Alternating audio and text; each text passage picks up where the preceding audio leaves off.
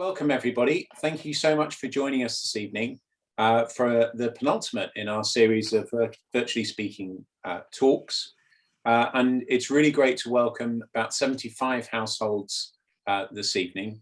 And thank you for taking part, because by taking part, your donations have helped us to do something quite wonderful. And I wanted to share with you the news this evening that as a result of all of the donations over the last nearly a year of virtually speaking talks, we've reached a key milestone, which is that we've managed to raise £25,000 for the bursary appeal, which is phenomenal. And thank you very much. And there will be an opportunity to make further donations, and I think the link will appear in the chat shortly. But we're really, really grateful for your support, because that bursary appeal is having a real impact. And if I tell you that as of next year, 1 in 4 new joiners to the school at 11 plus will be joining on a bursary, 1 in 3 in the sixth form, and 1 in 5 in the school as a whole. It shows you the really tangible impact that this has. So we're very, very grateful for your support. And we know you're in for a real treat this evening. I'm extremely grateful to 2 of our governors for giving us the opportunity to eavesdrop on this evening's conversation about the making of Small Axe. And you don't need me to tell you that it's already been nominated for 15 BAFTAs, and rightly so. And I'm not going to steal Charlie or Tracey's thunder on that, but I did want to give you a little bit of context about them. So as I say, Charlie and Tracey are both governors of the school. Charlie left Latimer in 1986 when it was a school that offered assisted places, and plenty of them, and had a distinguished career, not least as a key member of London's bid for the 2012 Olympics, and stints as commercial director for Tottenham and then Aston Villa. And I know that the Paralympics is a cause very close to his heart as well. So we're really lucky that Charlie is going to be in the chair this evening, and thank you for doing that, Charlie. But then I'm so pleased that Tracey has agreed to join us this evening. And Tracey, as an old Dolphin, left Godolphin and Latimer when it had become a girls' school, so that's good. Used to be a boys' school until the Latimer Foundation bailed it out in the early part of the 20th century. But it was a direct grant grammar school, very much like Latimer Upper was until that scheme ended. And Tracey, again, had a very distinguished career, both at the BBC as a script editor and executive producer for BBC Films, further success at Faber and Faber, and then set up, quite rightly, her own independent production company, which has produced film and drama for HBO, BBC and ITV, and obviously most relevantly this evening, the incredible series of films with Steve McQueen, the Small Axe series. I'm not going to say any more about that, because there are 2 people much better qualified to talk about it than I am, and I'm going to get out of their way. But I just want to say thank you for being here. You're in for a real treat. And Tracey, thank you. And Charlie, over to you. David, thank you very much. Thank you very much for that kind introduction. Can I start by just, first of all, by saying congratulations to Tracey. Not just, I was going to start this by reading out all the nominations for the films, and then I realised there's over 45 of them. So I thought that probably wasn't the best use of our time. But 15 BAFTAs, suffice it to say, Tracey, I think I'm right in saying no other series has ever had that many nominations, a single project. Hang on, sorry. I think that's right, isn't it? Yeah, no, that we asked the BBC to confirm with BAFTA, and they said it's the most nominated programme in BAFTA history. That's amazing. Not just that though, 2 Golden Globes, one nomination for the best film series, one nomination and win for John Boyega for Best Supporting Actor, then the LA Film Critics Award, the New York Film Critics Award, the London Film Critics Award. 2 of the films have been entered for the main prize at Cannes this year. I mean, it's just extraordinary. So congratulations is really first thing I wanted to say. Well done for this amazing project. Thank you. Amazing. Obviously, it wasn't down to me, but having worked on it with Steve McQueen for 10 years, from its very first inception to final delivery, and then the way it's been received by both the film community and the television community, I expect we'll want to talk about that in a bit, has been fantastic. And, BAFTA nominations were announced over a week ago, but Steve still rings me every morning going, "Woo, we got 15 BAFTA nominations." It's just great for every head of department in the film crew to have been nominated. It feels very small acts for that to have happened. Brilliant. No, many congratulations. Thank You mentioned then that, you know, this project started 10 years ago. I mean, it obviously didn't take 10 years to actually make the films, No. but could you talk to us a bit about that process? So my understanding is that Steve approached the BBC in about 2010 with this idea of making a series about the experience of the West Indian community in London from the late 60s through to the early 80s. So that was about 2010. What happened then? Well, I think because he is an artist, and I don't use that in a kind of pretentious way, in the way that some people might when they work in television, he thinks very conceptually about everything. And the way that he conceived of this was, I want to make something to put on television for my mother to watch on BBC One. I want to make something for her, because there's not really much on television for her and people of her background and her generation. And it was also a generation that he felt was gradually dying out without having told their stories. So he went to the BBC and he said, I want to do this. I want to make a television project in whatever format that might be about the West Indian London life. You know, for people of this generation, because their stories have never been told. And he was pushing an open door at the BBC. They had been, you know, failing, but trying for years to kind of generate this sort of project for more kind of members of different London communities. And Steve was really pushing an open door there. But the difficult thing was what to do and how to do it. And he was introduced to a number of producers, I think, and decided he wanted to work with me. And I've never asked him why, actually, but I think the reason was because I had worked in both television and film, and they are different. And but that this was so when in that, but so when did he chose you to work on this? That was about 2012, 2013. Well, yes, it was at the beginning of 2013 Right. when we first he decided that. So And just, at this point, he'd only made Hunger. He yes, hadn't made anything else. So he was a director of, you know, had been recognized internationally at film festivals, but didn't have anything else under his belt at all. And that's actually quite significant in terms of the gestation period of this project, because he now says, although he wanted to tackle this subject then, he realizes that he couldn't. And he said it wasn't to do with not having the skills as a director. It was to do with facing up to a lot of these very, very painful and moving stories that come out of his background. Yeah. They're part of him. He's a Londoner, and these are his London films. And every one of the stories he chose for Small Axe connects in some very, very direct way to him and his upbringing. Tracy, can I ask you about how he and you and the writers settled on the 5 stories?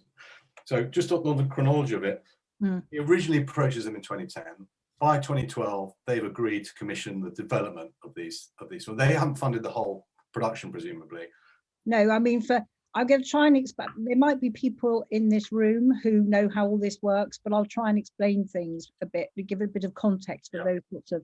The BBC put production investment into projects. Like drama's very, very expensive. It's sort of the most expensive type of programming there is, really. So they will give a license fee and an investment into your drama per hour, but then you as producers have to go out and find the rest. And that's from a streamer or, you know, a sales company or whatever. So yes, they fully committed to it.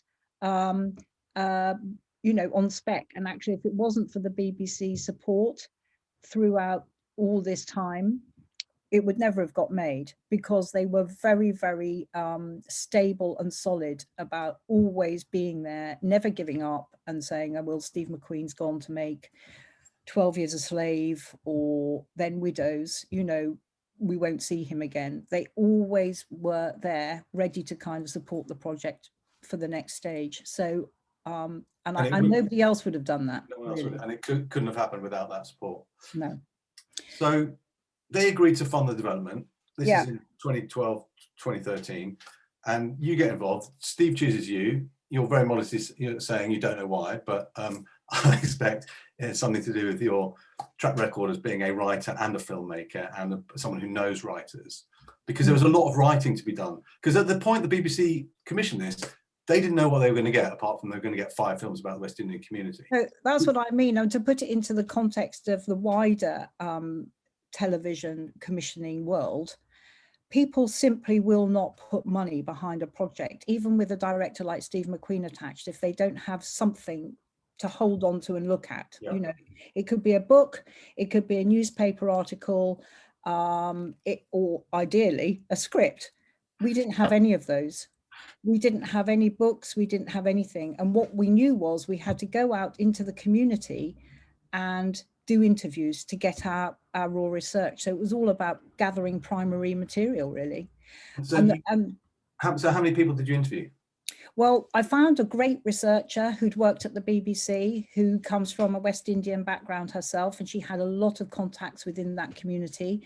And she worked for a year for us doing research, and she conducted over 126 interviews. Wow. Wow, wow, wow. And that was from people, you know, from all walks of life, and, you know, from people who were lawyers and barristers to people who worked in the Portobello Road. So it was very, very wide ranging, but we just had no idea whose stories we were going to tell. What do you think the BBC? What do you think the BBC thought they were going to get when they asked Steve McQueen to make 5 films and funded them? Was it kind of like they were going to get a West Indian Bridgerton series? No, I think that they thought that they were going to get something that was much more conventional. I mean, I don't know why you would think that if you hire Steve McQueen, but they thought that they were going to get a nice family drama, I think. Right. And I think they're a bit worried when they found out that they weren't. And in fact, the number of I would say the BBC were always supportive, absolutely, but they were also always slightly kind of scared and a bit worried about all of the different rules he was breaking. You know, anthologies typically don't work. People get very worried about anthologies, and with good reason, because people think they're single films and then they don't watch all of them, you know. So but you know, I'll take my hat off to them. They didn't flinch. No, that's great. That's great. So by 2012, you're involved, and you do some research, interview lots of people, get some ideas, and then you collected a group of writers together to have a kind of writing room. To develop the scripts, the 5 scripts. That's right. I mean, talk to us about that process. Steve had worked on in a writer's room in New York, and in America, writers' rooms. We all hear about writers' rooms on the big American shows, and they're a very, very different kind of thing in America to the way they exist here, because they're very, very expensive to run. And nobody. Is it literally a room where all the writers sit and bounce ideas off each other? It's more discipline and much harder work than that. I mean, in America, you'll have any number of writers all working as a team on a show, being led by a showrunner who's normally a writer-producer. I mean, I would say Steve is a showrunner on ours, really, but he's a kind of co-writer-director. And they're very, very tough environments to work in America, famously, because you quite often don't get given an episode. You have to give all of your ideas and write sort of pages and pages of script, and you often don't get given an episode that's taken to air. So they're kind of like famously hostile environments. But Steve wanted to get that kind of collective thing going right from the start. You know, it turned out in the end that his choice of Small Axe as the title was no accident, because it was all done in this very collective way, really, from the beginning. And we knew that there was no one writer who, with a West Indian background, who would be able to carry 6 episodes of television. It was 6 at the beginning. And we thought a group of people, more experienced, wiser heads, and some younger people would be a good mix. So that's why I brought together a group of about originally 7 writers, but we ended up with 2. And that was Alistair Siddons and Portia Newland. That's right. And Alex Wheatle was also... Alex Wheatle, who's better known as a young people's writer, you know, he and who was the subject of one of the films, of course, came in as a writer, but declined to write his own episode through sheer modesty, I think. But he was a fantastic consultant on the series with regards to music, dialogue, and all that sort of cultural stuff. Right. So and Steve's involved in this writing process as well. That's right. Yeah, And so between the three of them and Alex as a consultant, and a couple of other people in the background as well, I'm sure, you come up with these 5 ideas and develop them into scripts. Can you just talk to us a bit about, because the Alex Wheatle story is really interesting, because how did that story actually come to be written as a script? well, I'll just go through the writers' room lasted 6 weeks with 8 writers in there. And it was during that time that we just simply plowed through all of the interviews, the testimonials, invited people to come in and talk to us. And pretty soon, the stories that had carried the most resonance really and seemed important. You know, Steve is always somebody for whom stories that have been, as he puts it, swept under the carpet of history appeal to him. And, you know, Hunger, 12 Years a Slave. And that's why he immediately selected the Mangrove story, because there wasn't even a book written about the Mangrove Nine. You know, they were referred to in various books, but there wasn't a single book about that case. And the remarkable thing about that trial, and the fact that they were acquitted, is that given what was going on in America at that time with various civil rights cases, nobody was being acquitted, you know, so it was, and they didn't expect to be. So it was a remarkable story. And we chose those stories in the room. And, you know, when we were sort of thinking about what Steve has said, I want a story about a young boy. I want a story about a young coming of age story about a young boy growing up in London. And Alistair Siddons, who wrote Mangrove, said to Alex Wheatle, who he absolutely adored, Alex, tell Steve about your life story. Tell him about growing up in the Shirley Oaks care home and going to live in the hostel in Brixton when you were a teenager. And Alex sat down and just told us his story, and it took about an hour. And we were all completely silent listening to it. And at the end, Steve just said, that's it. I want to tell your story. I want to make a film about your life. And of course, Alex was completely overwhelmed by this, hadn't been expecting it at all, and had to go away and think about it. But obviously, he was hugely thrilled and very, very honoured by that. Yeah, it's a very moving film. And did you ever talk to Steve about why he thinks that there hadn't been any of these types of films or recordings of the West Indian history of immigration in Britain made up to this point? Is there a theory behind that, or is it, you know, just the obvious one? Well, there are some films, but they tend to, there are, like Horace Ove made a number of films in the early 70s, and they're absolute classics now, you know, Babylon, but being the most famous one, but they were all regarded as being very kind of niche, tiny films that had a very, very limited audience, and they weren't shown on television, so they never reached a mainstream audience. Right. Okay, and so you've developed these 5 scripts, but you haven't got any film yet. You've got to raise the funding for the rest of this thing. What did you go out to sell? By this time, Steve has released 12 Years a Slave. That comes out in August 2012.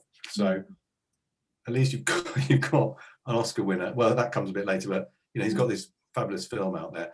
Who did you go and talk? How did you raise the rest of the money with just some of these ideas? Actually, it was a bit tougher than that, because obviously if we had the scripts and an Oscar winner, then everybody would have been beating a path to our door. But we actually, Steve, who loves to kind of make you, I once said I was going to get a T-shirt made with "Jump Higher" written on it, because every day when you go to work with Steve, he puts some other impossible task in front of you. So his task for us was that we had to go and raise all of the money to make this without the scripts, because he once had a terrible experience with HBO in New York, and they wasted a year of his life. And he said, I could have made 5 artworks in that time. I'm not wasting a year of my life again. You've got to go out and raise the money. So me and my colleague, Dave Tanner, co-executive producer, sort of trotted off, rang up the head of Netflix. We rang up, did we ring Amazon at that point? I think we rang Amazon, all the usual suspects. Yeah. And they all kind of couldn't do it, because we just didn't have a script. We didn't have a script. We didn't have a book. We sort of knew what stories we wanted to tell, but it was all a little bit kind of vague. And they just said, we said, well, will you pay for a script? No, they wouldn't even pay for a script. So in the end, I went to BBC Studios, who is what used to be called BBC Worldwide, and that's the commercial arm of the BBC. Yeah. And they work, you know, they work in partnership with the BBC, the part of the BBC production we were working with. You don't have to go to BBC Studios. But we went in and they sat down and listened to us. And I said, I'm sorry, we just haven't got anything except this kind of real sense of purpose and urgency and a great passion to tell these stories that have never been told. And they said, okay. Brilliant. And that Tracey, I know producers don't ever talk about specific numbers in relation to a project, but just to give everyone a bit of context, you know, you've made roughly just over 7 hours of film for this project, I think it is, presumably about that, adding it all up. What sort of budget in total, roughly, are we talking for an hour of film and, you know, top BBC production standards? Not specific to this, but sort of just generally, so people know whether we're talking about, you know, £1 million or £10 million. No, I wouldn't know the answer to that, because the BBC put in a standard amount, like they kind of say that they rarely exceed £1 million an hour. Okay, right. So that's your top whack that you'll get from the BBC. But obviously the individual producers could go off and raise additional funding from third parties or co-production partners like the streamers or sales entities like All3Media or Endemol, and that will remain very discreet. You know, nobody, those are never announced what their total budgets are. With regard to ours, I mean, BBC Studios were very generous, but they're not a streamer. So our budget was, I would say, it would be what we would call a high-end BBC, budget, but not by any means a kind of streamer size budget. Okay, so you managed to raise the money to go into production. You finished the scripts. When was that on this 10-year journey? We've got to when, about 2015?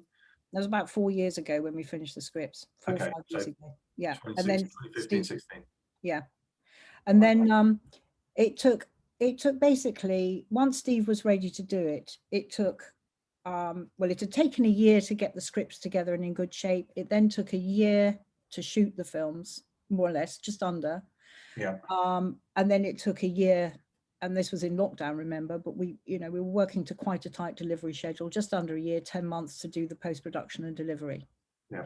So can you talk a bit about how you got the team together, you know, all the cast as well as the crew, and how those people were selected? Because that was part of the magic, wasn't it, presumably, getting the right people, and quite a lot of diverse talent as well, I think.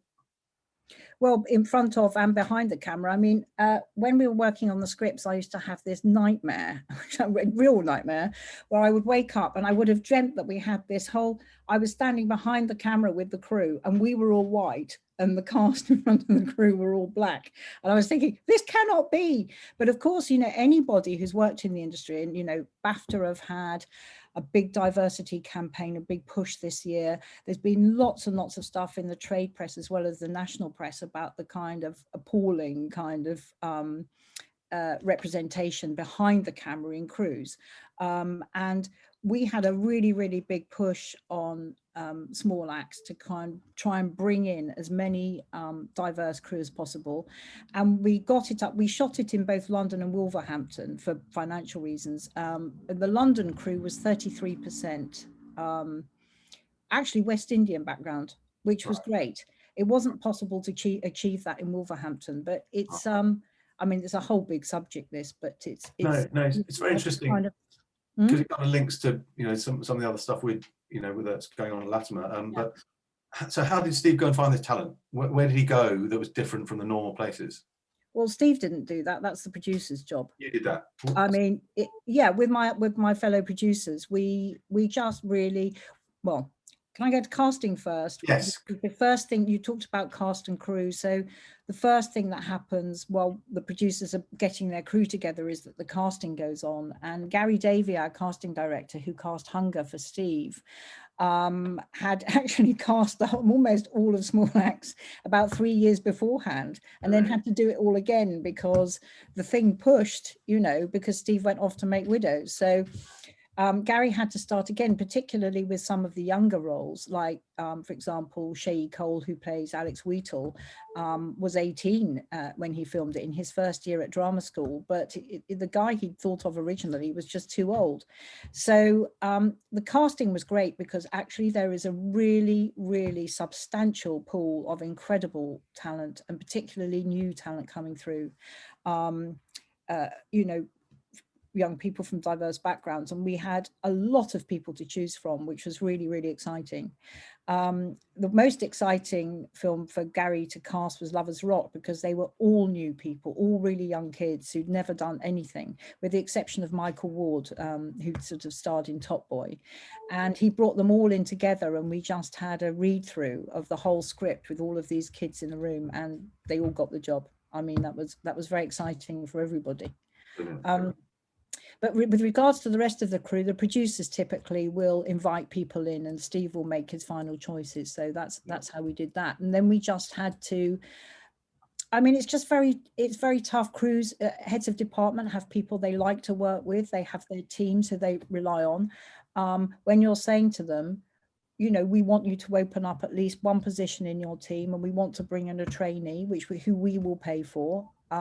You know, from these different backgrounds, they were all very, very willing to do it, but they found it hard to fill that number of slots. Yeah, and presumably of the critical success of this film, some of those people who were kind of found and given a bit of a chance on this, presumably this is a springboard to really successful careers on the crew side as well as the cast side.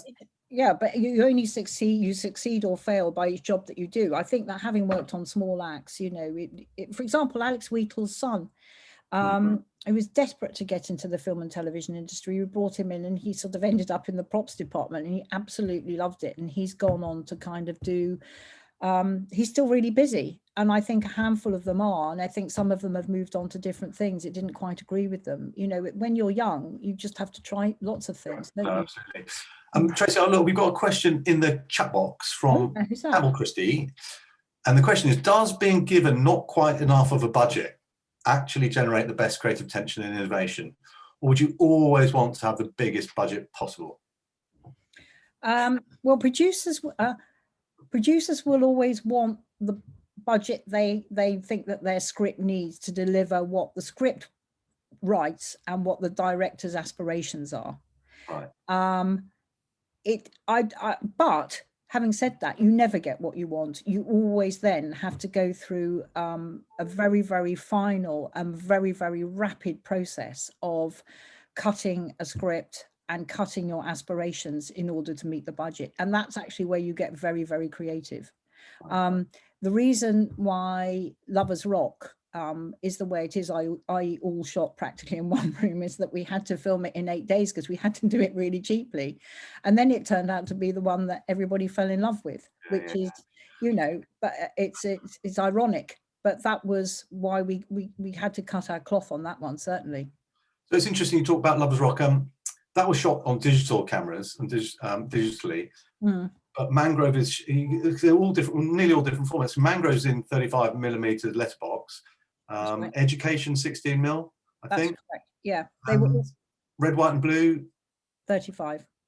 So, and then the other two are digital. So yeah, Alex Wheatle. Was there presumably there's a thinking behind that, a thought process behind that? Well, no, absolutely. This is all Steve McQueen. This is all to do with the director, who's completely in command of every single element of his story and the world he wants to create, choosing what he believed to be the correct format for the story he wanted to tell, and doing that with his director of photography, Xavier Kirshner.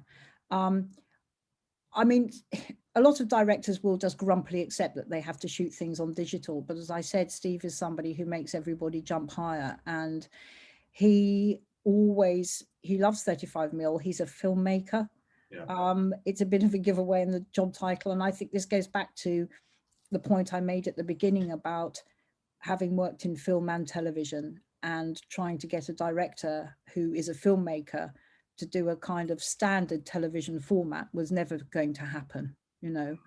I think he sort of, you know, all of those film stocks and digital have a different kind of painterly quality to them, and he does think like, what's my medium? What paint am I going to use for this? This one has to be 35mm to tell this story.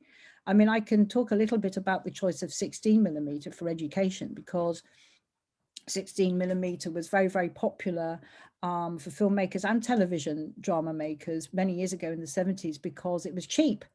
And then it stopped being used because you can't convert 16mm into the kind of broadcast digital code that the BBC require and other people require for broadcast. It doesn't really convert. It doesn't convert to HD.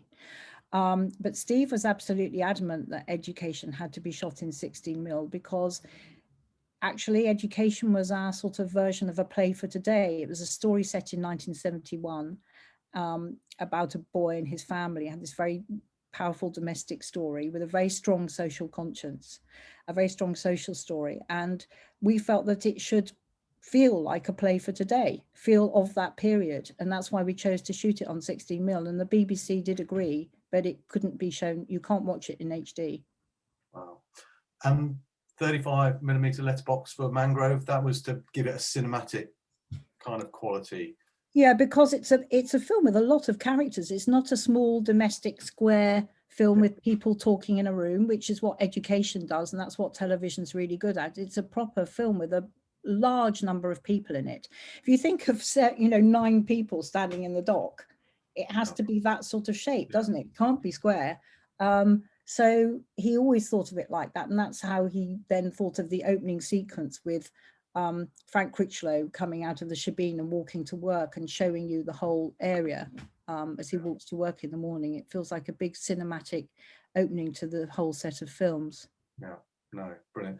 And folks, we would have played out a few clips through this, but unfortunately we've had a few technical problems. So yeah, they look terrible. You're going to have to go to the iPlayer and watch them there, or YouTube. You can see the There's another question here. Yes, Tamara. How important was it that these are films, each about an hour and a half long? Did you consider an hour-long format? Would it be possible to condense it to 1 hour if you had to, Tracey? Actually, they are all different lengths. One is only 58 minutes. Lovers Rock is 58 minutes. Yeah. Mangrove is over 2 hours long. Lovers Rock 58. Red, White and Blue was 90 minutes. That's the most conventional length. In fact, they were all very different lengths and very uneven, in terms of scheduling for the BBC. And that was another big hurdle we had to jump because, if you look at the television schedules, they're very, very rigorous. And there are these junctions on the hour that, everybody has to hit these junctions and they have to kind of keep the programs rolling. And it's very difficult, especially for the BBC, which doesn't have any commercials as fillers, to break that rule. But this is another jump higher moment, really. And Charlotte Moore, who runs television at the BBC, went to the DG and asked him if he would move the news for Mangrove, and they moved the news. Amazing. But and the others were all under the hour, so really cheesed off with us. But it was, I think that Steve just felt that the films would be the length they had to be. Yeah, brilliant.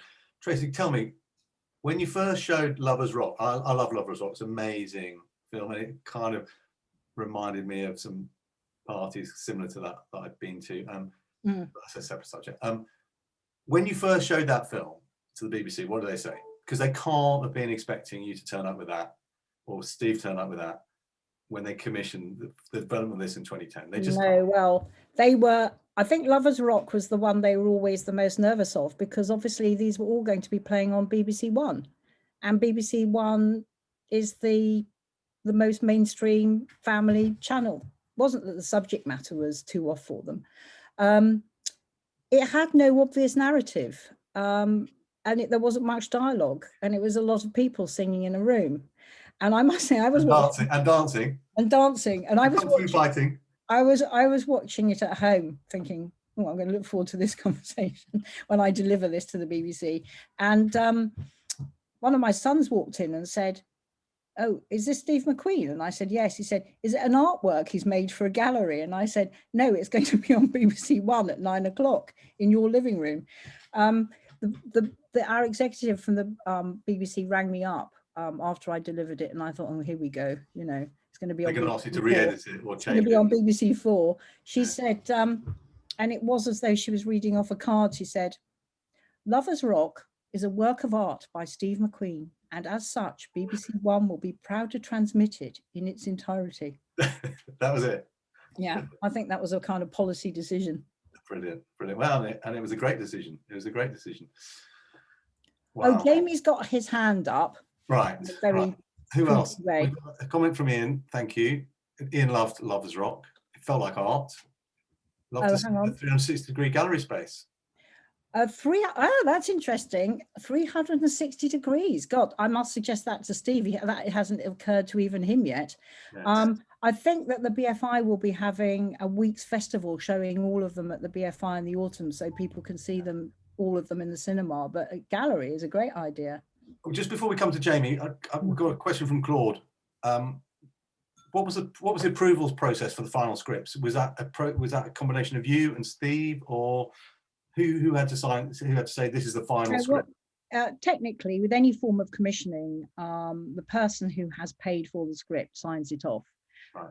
And you go through a process. So the BBC had signed off on the scripts. But who decided when they were finished? Was that you and Steve together, or? Yeah, we'd say it's ready. It's going. You both had to agree that. Yeah. Okay. It wasn't. There wasn't a kind of heavy protocol on this. Yeah. Yeah. Jamie has his hand up. Can we? Sorry, just because I can't type, but very well. But what you know, Tracey, amazing. It, you know, brought back such memories for so many of us of that era, and obviously things we knew about, and then a lot we didn't know about. I'm just sort of curious what kind of feedback from people at the time, you know, on both sides of the ledger did you get, and you know, what was the conversation around, you know, police, particularly for the first one, but just education? I mean, it hit so many aspects of life. Did it start, you know, big debates? As their ongoing kind of work? What's been the upshot of it? Well, you know, there are various different communities who are affected by each of the individual stories. You know, take Mangrove, for example. The police, I was expecting a bit more kind of noise from the police about the whole series, but I think they've quite wisely decided that because it's historical, i.e. this all happened 50 years ago, and because it's true, there's no point in them saying anything.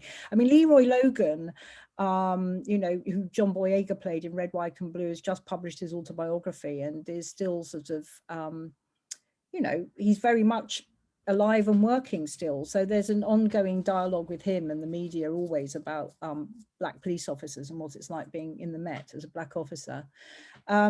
With regards to other dialogue, the one that was weirdly caused the most controversy and aggro was Lovers Rock. It went crazy on Twitter because a lot of young people watching it and absolutely loving it. And then there are all these articles in the newspaper the following week from Christian communities saying, we never had parties like that, absolutely disgraceful, that sort of sexual behavior, and we would never have behaved like that. And I spoke to my grandmother and she said, you know, anyway, that was all a bit of a storm in a teacup, but that episode actually made the most noise, weirdly. With regards to the Mangrove community, I think that we had a screening for the relations of the Mangrove 9 and people closely connected to that story. So, for example, Ian MacDonald, the barrister who represented Barbara Bees, died just before we made the film, but his wife came. So these people found it a profoundly moving and cathartic experience because they just really were glad that this story has been handed on to other generations. Barbara Bees, who is portrayed by Rashenda Sandel in Mangrove and lives in London, came to see it at the BFI with her son. And you know, she hasn't spoken about this. Ian MacDonald told me that she and Althea, he felt, were traumatized by this court case. She'd never really spoken about the. How many days were they in court? 60, 56 days? 58 days in court. And she'd never really spoken about the details of this court case to her son, who now runs Sony Music in New York. And he attended this screening with his mother, and he told us afterwards that he had no idea about a lot of that story. So it's actually done a lot for that particular community, I think, and for that generation as well, to see that those stories being put out there. Yeah. I mean, it's. I mean, these films were very sort of personal to me, actually, Tracy, which I was delighted that we'd had the chance to talk about it like this, because I grew up in Notting Hill from 1973. We lived 500 meters from the mangrove, and my dad was an immigrant and from Sri Lanka, and he was a mechanic, had a garage 75 meters from Mangrove Cafe, and I've been to the Mangrove Cafe, and he experienced some of this stuff as well, but nobody knows about the Mangrove 9 story. It's just extraordinary, isn't it? It's really extraordinary. But you found it helped you, didn't you, when you watched it, in terms of you told me that you remembered all of these incidents from your childhood and what your father had to kind of put up with. Yes, and it was very moving, actually, because you kind of don't really want to think about some of this stuff and some of the things that your parents went through, or what my dad went through, because it was really difficult. And it's captured most powerfully in that scene where Frank Critchlow is chucked into the cells at the court, and his rage and frustration at another injustice was really moving, I found. So yeah, it was brought back lots of memories, good and not so good as well.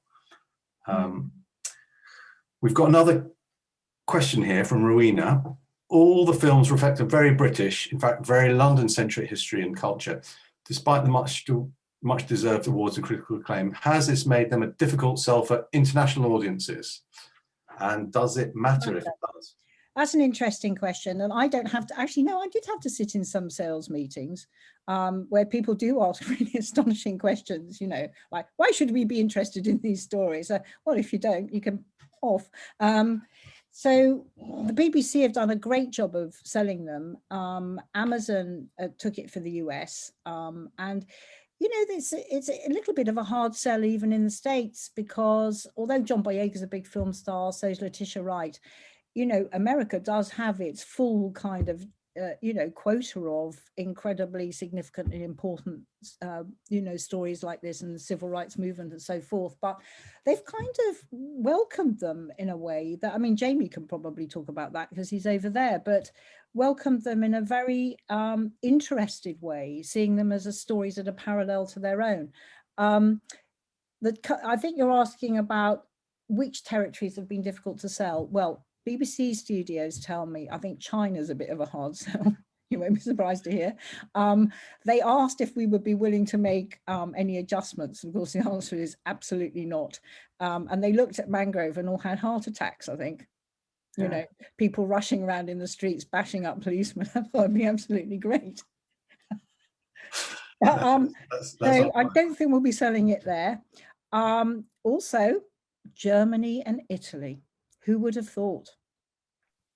No. Well, they didn't. It hasn't gone commercially been well received there, or no one's bought it. They haven't bought it. Oh, really? Yeah, the reasons they give are that they have very strict scheduling junctions. Yeah. Possible. But it's actually selling. It's selling everywhere else because of the acclaim. It gathers like. And then there's a nice question there that we missed. What did Steve McQueen? Oh, sorry. Yes, I wanted to save that one. That was an excellent one.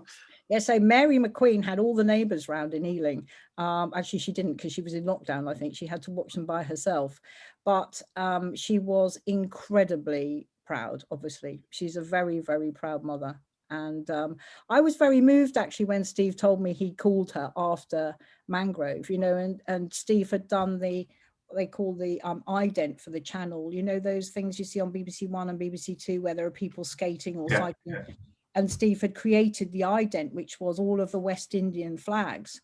And his mother thought that was the most wonderful, joyous thing, seeing all this colour burst onto the screen, Because it must be very personal, because Steve's on the record in Rolling Stone magazine, so I'm not asking you to reveal any confidences here, saying effectively that education is based on his story to a large degree. And obviously his mother plays a massively important role in kind of getting him out of that dead end situation that he'd been chucked into and into the Saturday schools.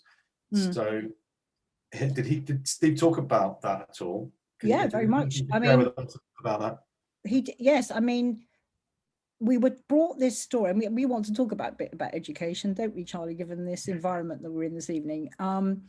Education is the last film in the series, and we were brought this story that was really a hidden story about this education scandal in Haringey in 1971, where the Enoch Powell of the Haringey local council decided that on the basis, because West Indian children typically did poorly in IQ tests, because a lot of them had only recently come over from the West Indies and didn't understand the cultural references, that they were all educationally subnormal. And Haringey Council, followed by other London councils, started shipping out West Indian children to these schools for the educationally subnormal in the suburbs. They were all a bit kind of secretive, these schools, and they all evaporated overnight in about 1974 once this scandal exploded.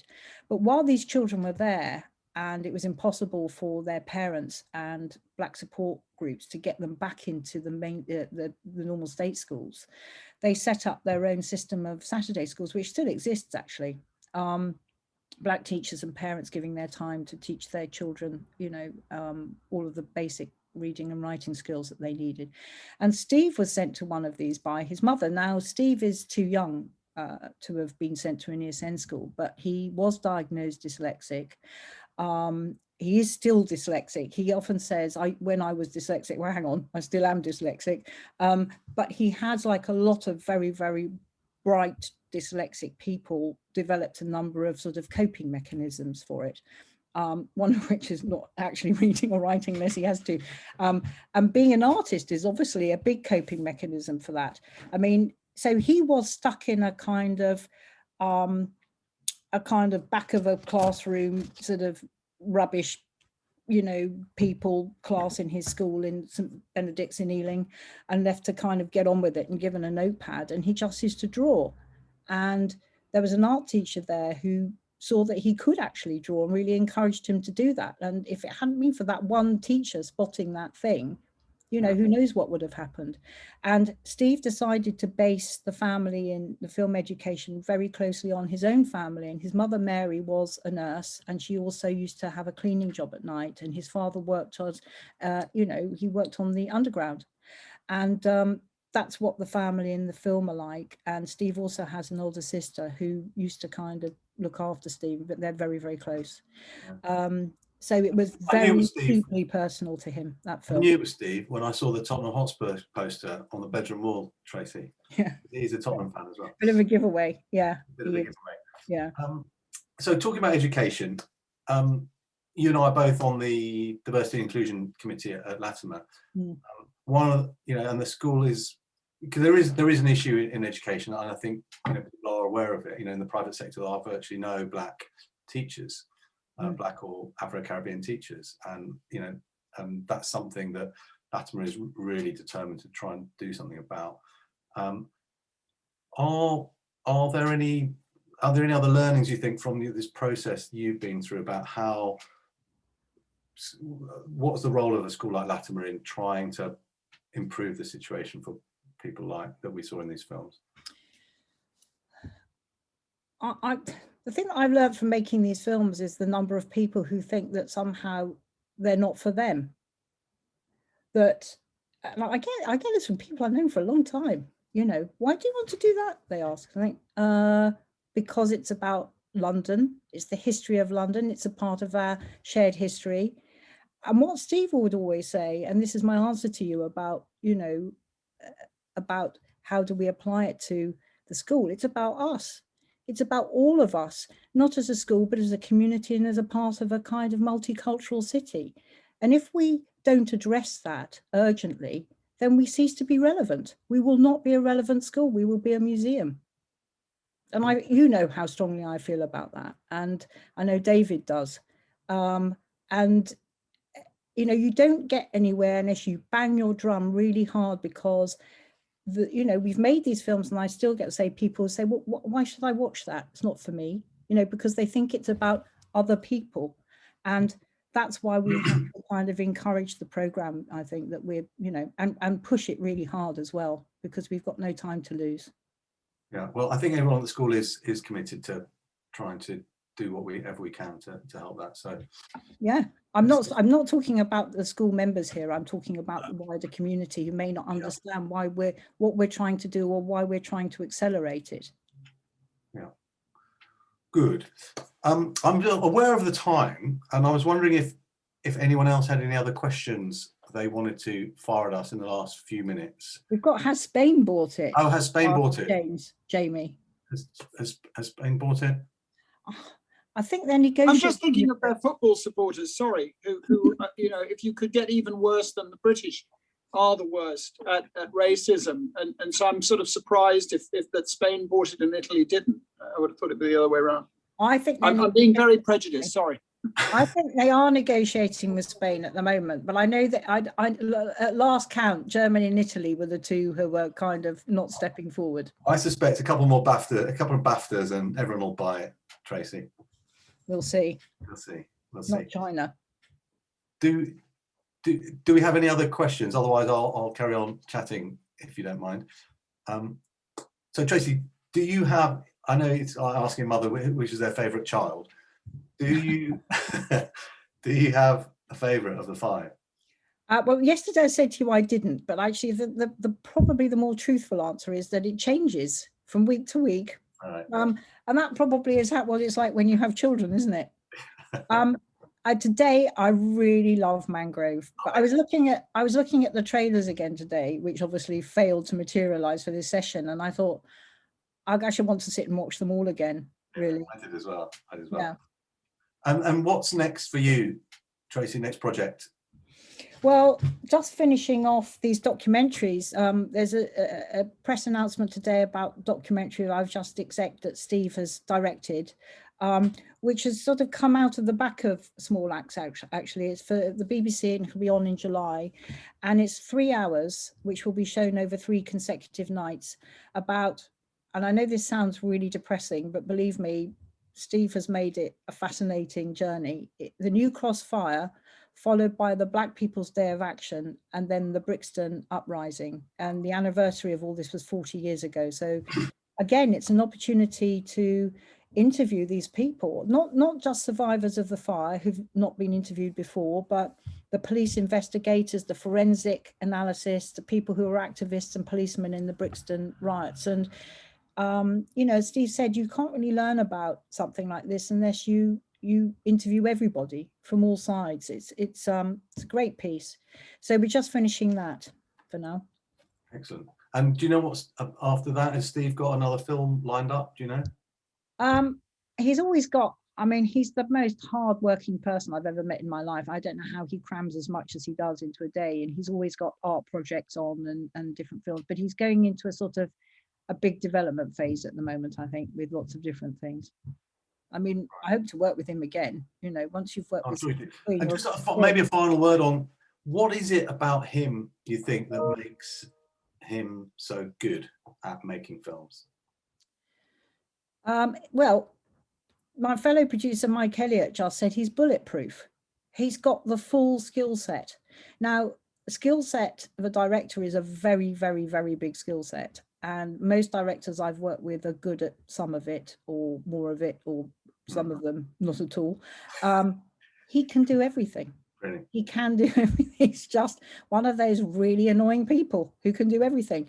But he's also like a general on the set. He's a real leader. He's got a great sense of humor. People, the crew, the cast and the crew absolutely adored him. You know, you do have to have something extra in your personality to take that number of people with you, you know, and they will do whatever he asks. And a lot of that is quite tough because he, you know, as you can see from the way that he shoots things, he's right up close in people's faces and he holds that camera for a very, very long time. So you have to be really up for it. Yeah. Excellent. Well, maybe on that note, unless we have any more questions. There's one question there about Judas and the Black Messiah. I know what you mean, but weirdly, I think it was made before we went out. So it's a coincidence. Correct. And don't these things often happen at the same time, actually, that lots of similar projects all turn up, books, I about mean, the same timing was subject. amazing, obviously, because of, you know, the Black Lives Matter thing kind of blowing up. Well, that was, I mean, you know, we started thinking about these 10 years ago when they were relevant, but actually we couldn't have made them then. There wasn't even, for example, the pool of actors available that there is now. And, you know, every year it's gone on to be more and more relevant. And the timing was, you know, unfortunately, Extraordinary. spot on. Yeah. Mm. Tracey, thank you very much for sharing those thoughts, and Thank you. really interesting to hear about how it actually happens. So again, many congratulations and thank you for your time and your. Thank you, Charlie, for doing this. I really appreciate it. It's been very interesting for me, and I love the films. I absolutely love them. They were great. Well, they'll be on iPlayer until November, Yes, and then everybody can go and see them in the cinema. I shall watch them again, that's for sure. Joe, with that, I shall do I hand back to you or David or? Perfect. Yeah, I'll pick up and say thank you from me, Tracey. It's great to get a peep behind the lens into the world of film production, and we're very honoured to have someone who's been so involved in the most nominated programme in BAFTA history. I mean, what an achievement. It's phenomenal. And Charlie, thank you for your insightful contribution and for helping to make this such an engaging evening. And as always, thank you, our audience, for your great questions and your £25,000 worth of support for our online talks over the last 10 months. If you haven't already and would like to contribute, please do copy the link out of the donations link out of the chat bar. And our next online event in this series is an evening of poetry with poet and Latimerian Peter Pegnell, class of 1967, which promises to be a distinctive programme of freshly composed poems and music. And if you'd like to register for this event, please copy the forthcoming events link from the chat, along with the link to our video library, where you can catch up on all our other wonderful talks from the series. That brings us to the end of this evening's event. And as always, thank you for joining us tonight. Thank you both again, Tracey and Charlie, for a truly inspiring hour. Good night.